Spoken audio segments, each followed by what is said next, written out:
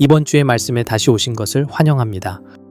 이번 시간에도 변화에 대해 이야기하겠습니다. 개인으로서 또 교회로서 새로운 부대가 필요하다는 것입니다. 우리는 지금 시간과 계절의 흐름에 따라 변화하고 있습니다. 교회 시대에서 왕국 시대로 전환되고 있는 것입니다. 교회 시대의 요구사항과 왕국 시대의 요구사항은 다릅니다. 예수님의 부활 이후 남은 날들을 하나님 나라에 대해 가르치시며 보내셨다는 것을 아셔야 합니다. 이 점을 이해하고 감사해야 하며 곧 큰 변화가 다가오고 있습니다. 이는 중대한 전환입니다. 우리는 지금 교회 시대에 살고 있지만 중요한 것은 많은 기독교 지도자들이 이것을 이해해야 한다는 것입니다. 우리는 오랜 시간 동안 교회 시대에 있었지만 이제는 하나님의 인도하심에 따라 왕국 시대로 들어가는 중대한 변화가 오고 있으며 이는 예수님의 재림과 그리스도의 천년 왕국 통치를 가져올 것입니다. 지금 우리는 그 지점에 와 있으며 이를 위해 새로운 사고방식이 요구됩니다. 왕국 중심의 사고방식이라는 새로운 패러다임을 받아들여야 합니다. 우리는 오랜 시간 교회 시대에 머물렀지만 이제 그것이 변화되고 있습니다. 이 점을 꼭 말씀드리고 싶습니다. 매우 중요합니다. 옛 것은 새 것에 맞지 않습니다. 과거의 것을 새 시대에 그대로 가져올 수 없습니다. 모든 것이 달라질 것입니다. 아주 흥미로운 것은 아기가 태어날 때 탯줄을 잘라야 한다는 사실입니다. 만약 그렇게 하지 않으면 탯줄을 통해 독소가 흐르거나 다른 문제들이 발생해서 그 아이에게 심각한 문제를 초래할 수 있습니다. 그래서 아기가 태어나자마자 즉시 옛것을 끊어내는 것이며 그것은 우리에게도 똑같이 적용됩니다. 과거와 연결된 탯줄은 반드시 끊어내야 합니다. 왜냐하면 우리가 들어가고 있는 곳은 완전히 다른 것이기 때문입니다. 그것은 바로 왕국의 패러다임입니다. 우리가 전해야 하는 말씀은 하나님 나라에 대한 것이어야 합니다. 예수님께서 마지막 날들 동안 전하신 것은 하나님 나라 왕국에 대한 말씀이었습니다. 옛것은 새 것으로 가져올 수 없습니다. 그렇게 하면 그것을 오염시키게 됩니다. 아기가 그 어머니와 연결되어 있었던 이전의 상태도 마찬가지입니다. 새로운 출생이 일어나는 즉시 과거의 환경은 단절되고 아기는 자기 자신의 새로운 환경을 갖게 되는 것입니다. 마가복음 2장 22절에는 이렇게 기록되어 있습니다. 또 새 포도주를 낡은 가죽 부대에 넣는 사람이 없나니 그렇게 하면 새 포도주가 부대를 터뜨려 포도주도 쏟아지고 부대도 망가지게 되며 새 포도주는 새 가죽 부대에 넣어야 하느니라. 이것은 매우 중요한 말씀입니다. 누구도 새 포도주를 낡은 가죽 부대에 담지 않습니다. 교회 시대는 낡은 가죽 부대입니다. 그리고 예수님께서 혼인잔치에서 제일 좋은 포도주는 마지막까지 남겨두셨다는 것을 기억하십시오. 제일 좋은 포도주는 마지막에 나왔습니다. 만약 새 포도주를 낡은 부대에 담는다면 포도주가 부대를 터뜨리고 포도주는 쏟아지고 부대는 망가집니다. 새 포도주는 반드시 새로운 틀, 새로운 환경에 담겨야 합니다. 교회는 반드시 교회 시대에서 왕국 시대로 전환해야 하며 그것은 하나님 나라에 대한 개념과 이해를 요구합니다. 새로운 부대에 적응하는 것은 매우 어려운 일일 수 있습니다. 우리가 흔히 말하듯 그냥 그렇게 하면 되지 라고 생각할 수 있지만 그게 그렇게 간단하지는 않습니다. 새로운 부대에 적응하는 것은 어렵습니다. 우리가 늘 해오던 방식에서 벗어나 변화하는 것은 위협적이고 두려울 수 있습니다. 이 점을 꼭 이해해야 합니다. 우리는 익숙한 것에 아주 익숙해져 있고 편안함을 느낍니다. 익숙한 환경 속에서 살아가는 것이 너무 익숙해진 나머지 변화라는 생각만으로도 마음속에 불안이 생기게 됩니다. 우리는 우리가 뭘 하고 있는지 알고 있고 어떻게 해야 하는지도 알고 있으며 그런 상황이 계속되길 원합니다. 그러나 그런 상황도 이제는 변하고 있습니다. 새로운 부대가 필요한 시점입니다. 사실 모든 것은 변화합니다. 여러분의 몸속 세포도 끊임없이 변하고 있고 피부도 끊임없이 변하고 있으며 머리카락도 마찬가지입니다. 어떤 분들은 머리숱이 풍성했던 시절이 있었지만 지금은 그렇지 않을 수 있습니다. 오늘 있다가 내일은 사라지는 것이 인생입니다. 하지만 변화는 계속 일어나고 있습니다. 우리는 익숙한 것에 너무나 익숙해져 있기 때문에 변화라는 개념 자체가 어렵게 느껴질 수 있습니다. 목회자들, 즉 교회를 이끄는 이들에게는 변화가 특히 어렵습니다. 우리가 늘 해오던 방식이 있기 때문입니다. 그러나 과거의 방식은 새로운 시대에 맞지 않습니다. 우리는 변화에 열려 있어야 합니다. 계절이 오고 가듯이 사람도 오고 갑니다. 변화는 하나님께서 정하신 것입니다. 그것은 우리 삶을 새롭게 하시는 과정의 일부입니다. 변화가 없다면 정체가 찾아옵니다. 성장은 방해받고 삶의 신선함도 사라지게 됩니다. 결국 우리 자신도 그리고 교회 공동체도 형식적인 틀에 갇히게 됩니다. 우리의 예배도 마찬가지입니다. 주일마다 예배가 똑같이 반복되고 예측 가능하게 흘러갑니다. 이것은 변화가 필요한 시점입니다.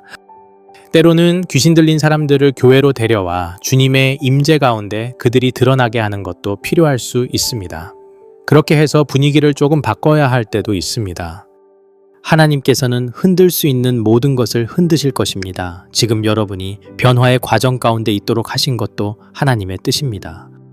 앞으로는 모든 것이 같지 않을 것입니다. 지금으로부터 1년 후 여러분은 지금 살고 있는 곳에 살지 않을 수도 있습니다. 혹은 여전히 그곳에 살고 있을 수도 있습니다.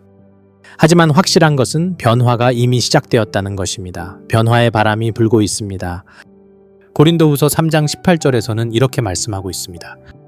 그러나 우리는 다 가리운 얼굴이 없이 거울을 보는 것 같이 주의 영광을 보며 그와 같은 형상으로 변화되어 영으로 말미암아 주와 같은 형상으로 나아가느니라. 또한 잠언 4장 18절에서는 이렇게 말씀합니다. 의인의 길은 마치 햇빛 같아서 점점 더 빛나 정오의 빛과 같이 되느니라. 문제는 우리가 변화하지 않고 하나님의 길에 대한 이해와 지혜에서 자라나지 않으면 정체가 찾아오게 된다는 것입니다. 성경은 이 점을 분명하게 말씀하고 있습니다. 이것은 점진적인 상승의 여정입니다. 30배, 60배, 100배로 나아가는 과정입니다. 처음부터 100배에서 시작하는 사람은 없습니다. 항상 가장 낮은 곳에서부터 시작합니다. 욥도 아주 힘든 시간을 겪었습니다. 그는 광야를 지나며 절뚝거리는 상태로 나왔지만 욥기 8장 7절에서 이렇게 말합니다. 내 시작은 미약하였으나 내 나중은 심히 창대하리라. 여러분이 몇 살이든 그것은 중요하지 않습니다. 만약 여러분이 이 말씀을 믿고 지금 우리가 변화의 시기에 있다는 것을 깨달으며 변화가 반드시 있을 것임을 인정하고 하나님 안에서 나아간다면 여러분의 나중은 반드시 이전보다 더 크게 될 것입니다. 시편 84편 7절에서는 이렇게 말씀합니다. 그들은 힘에서 힘으로 나아가며 시온에서 하나님 앞에 각 사람이 나타나리이다. 이것이 바로 그 과정입니다. 또 시편 92편 14절에서는 이렇게 말씀합니다. 그들은 늙어서도 여전히 열매를 맺으며 기름지고 번성하리로다. 기름지고 번성한다는 부분은 차치하고라도 노년에 열매를 맺는다는 것은 정말 놀라운 일입니다. 여러분이 누구든 상관없이 변화는 반드시 필요합니다. 우리가 외적인 변화, 즉 우리가 일하는 방식이나 여러 가지 측면에서의 변화에 대해 말하고 있지만 진정한 변화는 먼저 우리 안에서 시작됩니다.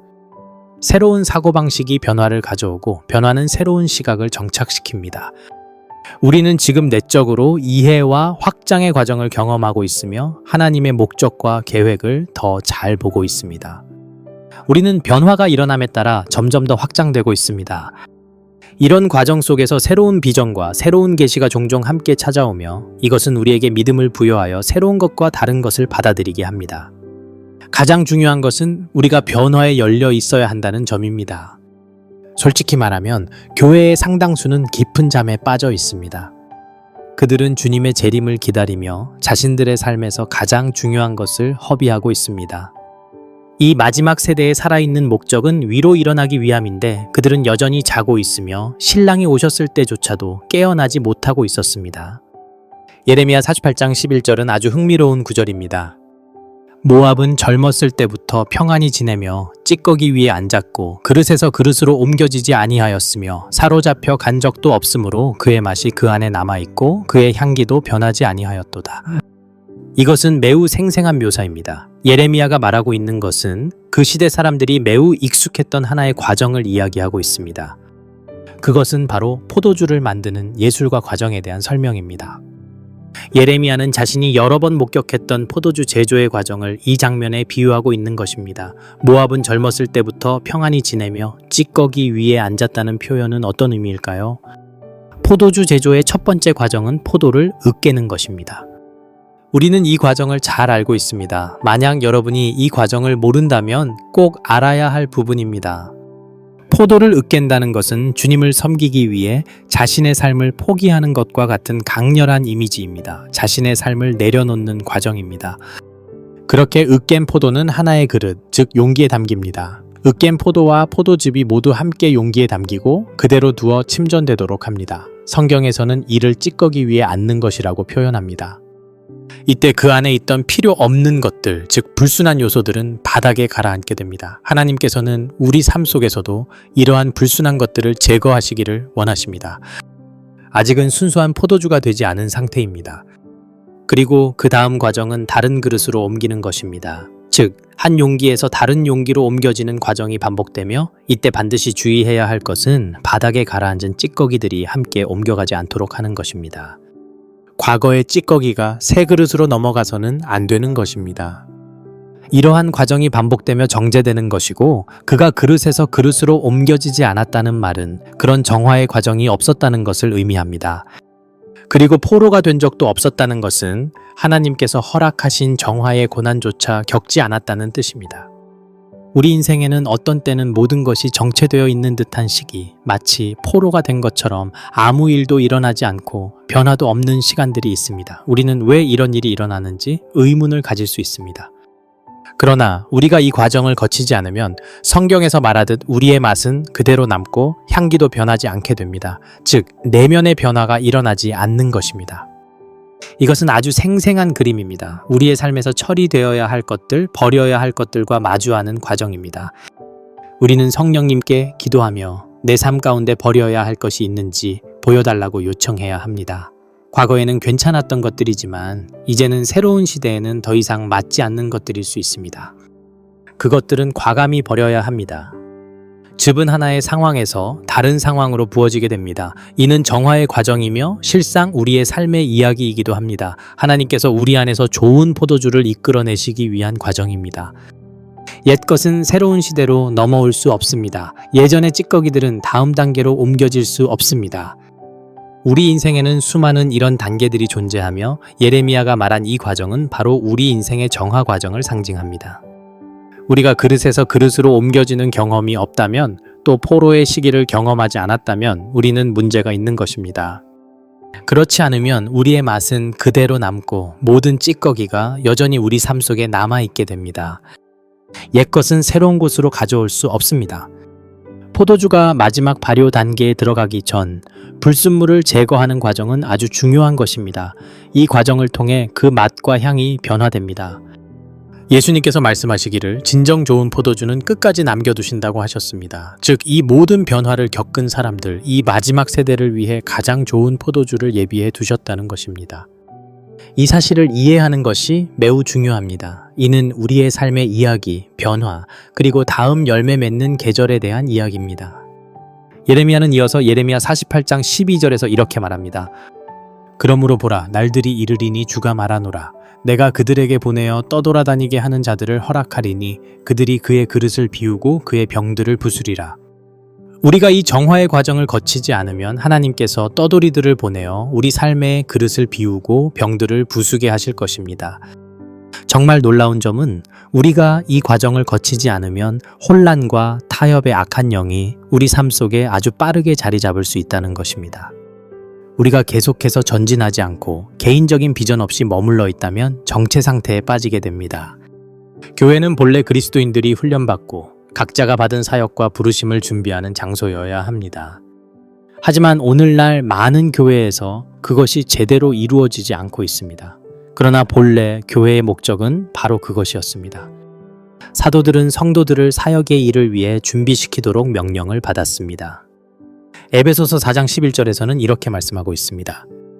그분께서 어떤 이들은 사도로, 어떤 이들은 대언자로, 어떤 이들은 복음 전도자로, 어떤 이들은 목사와 교사로 주셨으니 이는 성도들을 완전하게 하여 사역의 일을 하게 하며 그리스도의 몸을 세우게 하려 하심이라. 문제는 이 일을 우리가 행한다고 해도 그 사람들은 무엇을 하게 될까요? 어디로 가야 하며 어떤 사역을 해야 할까요? 주일에 모든 사람들이 사역을 할 수 있는 공간은 없습니다. 모든 사람이 주일 예배에서 사역할 수는 없기 때문입니다. 그래서 훈련받은 사람들이 어떻게 해야 할까요? 어디서 사역할 수 있을까요? 성경에는 이와 관련해 아주 흥미롭고도 의미 있는 이야기가 있습니다. 죽은 자 가운데서 다시 살아난 한 여인에 대한 이야기입니다. 저는 이 이야기를 오랫동안 곰곰이 생각해 보았습니다. 사도행전 9장 36절에 보면 이렇게 나옵니다. 그때 욥베 다비다라 하는 어떤 여제자가 있었는데 그 이름을 번역하면 도르가라 하며 그녀는 선한 행실과 구제하는 일에 풍성하더라. 이 여성 다비다 혹은 도르가는 선한 행실과 구제를 많이 한 사람으로 묘사됩니다. 그녀는 참으로 좋은 여인이었고 많은 구제를 실천하는 사람이었습니다. 이제 여기서 중요한 단어는 구제하는 일에 풍성하더라입니다. 그녀는 가난한 사람들을 돕고 사람들을 축복하기 위해 자신을 아끼지 않았습니다. 그런데 끔찍한 일이 일어납니다. 사도행전 9장 37절에서 이렇게 기록되어 있습니다. 그 무렵에 그녀가 병들어 죽으니 사람들이 그녀를 씻은 뒤 다락방에 두었더라. 그러나 베드로는 그 집에 있던 사람들을 모두 내보내고 무릎을 꿇고 기도한 후 그 시체를 향해 돌아서서 말했습니다. 다비다야, 일어나라. 그러자 그녀가 눈을 떴습니다. 이 순간 누가 더 놀랐을지는 모르겠지만 그녀는 눈을 떴고 베드로가 그녀를 보았을 때 그녀는 일어났습니다. 저는 이런 생각을 해봤습니다. 왜 주님께서 베드로를 통해 이 여인을 다시 살리셨을까? 당시에도 많은 사람들이 매일같이 죽어갔습니다. 수많은 죽음이 있었는데 왜 굳이 이 여인을 살리신 걸까요? 성경은 이 여인이 선한 행실과 구제에 풍성했다고 분명히 기록하고 있습니다. 그녀는 좋은 일을 많이 했고 가난한 사람들을 도왔으며 늘 주변 사람들을 섬기는 삶을 살았습니다. 예수님께서 생각하시길 이런 사람은 이 땅에 꼭 필요하다고 여기신 것입니다. 그녀를 잃을 수 없다고 판단하셨기에 다시 살리신 것입니다. 이 얼마나 새로운 사고방식입니까? 선한 행실이 가득한 이 사람은 반드시 살아야 했던 것입니다. 그녀가 감당하던 사역은 중요했고 그녀는 중요한 존재였습니다. 우리는 모두 하나님 안에서 우리 각자의 자리를 찾아야 하며 그 자리를 향해 달려가야 합니다. 이것이 우리 삶의 변화의 과정을 촉발시키는 계기가 됩니다. 이 작은 여인, 사람들이 보기엔 중요하지 않은 존재였을지 모르지만 그녀는 가난한 자들을 도왔고 사람들을 축복했으며 먹을 것이 없는 자들에게 나눠주었습니다. 주님께서는 그녀가 죽는 것을 허락하실 수 없었고 반드시 다시 살려야 했다고 말씀하신 것입니다. 마태복음 5장 16절에서는 이렇게 말씀하십니다. 이와 같이 너희 빛을 사람들 앞에 비추게 하여 그들로 너희의 선한 행실을 보고 하늘에 계신 너희 아버지께 영광을 돌리게 하라. 우리는 사람들을 교회로 데려오려고 노력하지만 사실 북유럽 지역의 많은 이들은 교회 안에 있는 것이 아니라 세상 속에 있습니다. 우리는 이 세상 속에서 하나님의 사랑을 전하는 자가 되어야 하며 복음, 즉 기쁜 소식이 되어야 합니다. 교회 안이 아니라 세상 밖에서 그렇게 해야 합니다. 그리고 우리는 사람들을 훈련시켜 세상 속에서 복음을 전하도록 준비시켜야 합니다. 그들은 교회 안에서는 설교할 기회를 얻지 못할 수도 있습니다. 그러나 그보다 더 중요한 것은 바로 세상으로 나아가 기쁜 소식을 전하는 것입니다. 우리는 사람들을 그렇게 훈련시켜야 하고 그들이 실제로 그렇게 할 수 있도록 파송해야 합니다. 교회는 밖으로 나아가 복음 그 자체가 되어야 합니다. 가난한 자들, 도움이 필요한 자들, 그런 이들에게 교회가 복음이 되어야 합니다. 디도서 2장 14절에서는 이렇게 말씀합니다. 그분께서 우리를 모든 불법에서 구속하시고 선한 행실에 열심인 백성을 자신을 위하여 정결하게 하시려고 자신을 주셨느니라.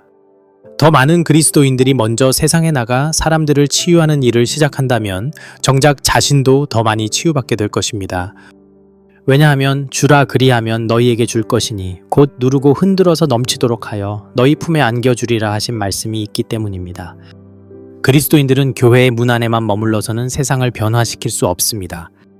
물론 교회는 중요합니다. 오해하지 마십시오. 우리는 함께 모여 교제해야 하고 예배해야 합니다. 그러나 실질적인 사역은 그곳에서 이루어지는 것이 아닙니다. 교회 안에서 무언가를 하기 위해 훈련받는 것이 아니라 세상 속에서 무언가를 하기 위해 훈련받아야 합니다. 교회 안에 있는 모든 사람들이 설교자가 될 수 있는 자리는 없습니다. 그래서 우리는 기꺼이 새로운 방향으로 나아갈 준비가 되어 있어야 합니다. 사도행전 20장 35절에서는 이렇게 말씀합니다. 내가 너희에게 모든 것을 보여주었노니 곧 이렇게 수고하여 약한 자들을 도와야 함을 너희가 알아야 하며 또 주 예수께서 친히 하신 말씀 곧 주는 것이 받는 것보다 더 복이 있다 하신 말씀을 기억하라. 우리는 하나님 나라를 위해 기꺼이 희생할 수 있어야 하며 그렇게 할 때 지금 우리가 살아가는 이 시대 속에서 빠른 변화를 겪게 될 것입니다. 금식과 자기 부인을 견디는 것, 이것은 분명한 희생입니다. 저는 금식의 중요성을 믿습니다. 음식을 끊고 하나님을 찾는 것도 귀한 일입니다. 그러나 성경에는 또 다른 종류의 금식이 언급되어 있습니다. 이사야 58장 6절에서는 이렇게 말씀합니다. 내가 택한 금식은 이것이 아니냐. 사악한 결박을 풀어주며 무거운 짐을 벗겨주고 압제당하는 자들을 자유롭게 하며 모든 멍에를 꺾는 것이 아니냐. 또한 너의 떡을 줄인 자에게 나누어 주며 쫓겨난 가난한 자들을 네 집에 들이며 헐벗은 자를 보면 입히며 네 살부치를 외면하지 않는 것이 아니냐? 그리하면 네 빛이 아침같이 비칠 것이요 내 치유가 속히 나타날 것이며 내 의가 내 앞에 행하고 주의 영광이 내 뒤에 호위하리라. 그때 네가 부르짖으면 주께서 응답하시고 네가 부를 때에 주께서 말씀하시기를 내가 여기 있노라 하시리라.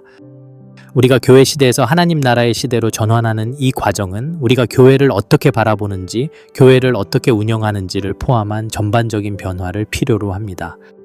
우리는 교회 중심의 사고방식이 아니라 하나님 나라 중심의 새로운 패러다임을 받아들여야 합니다. 하나님께서는 여러분이 지금 이 변화의 과정 속에 있기를 원하십니다. 의인의 길은 마치 빛나는 빛과 같아서 점점 더 밝아져 완전한 날에 이른다고 하셨습니다. 시대의 끝날까지 계속되는 여정입니다.